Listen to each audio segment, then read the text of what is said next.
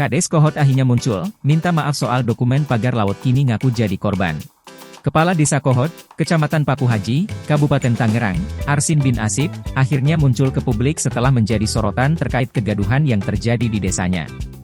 Arsin menggelar konferensi pers di kediamannya di Desa Kohot pada Jumat, 14 Februari 2025. Dalam kesempatan tersebut, Arsin yang mengenakan kemeja pendek berwarna putih dan berpeci hitam, menyampaikan permohonan maaf atas situasi yang telah menciptakan kegaduhan. Permohonan maaf ini ditujukan khususnya kepada warga Kohot dan seluruh masyarakat Indonesia yang mengikuti perkembangan situasi di Desa Kohot. Arsin juga menegaskan bahwa dirinya merupakan korban dalam kasus terkait pagar laut serta penerbitan sertifikat hak milik, SHM, dan sertifikat hak guna bangunan, SHGB, lahan pagar laut.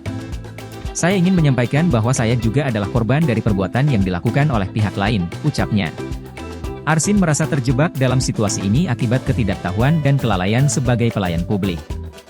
Ia mengakui bahwa peristiwa ini menjadi pelajaran berharga baginya. Sebelumnya, Arsin menjadi sorotan publik setelah terlibat dalam debat dengan Menteri Agraria dan Tata Ruang, ATR, Kepala Badan Pertanahan Nasional, BPN, Nusron Wahid pada Jumat, 24 Januari 2025.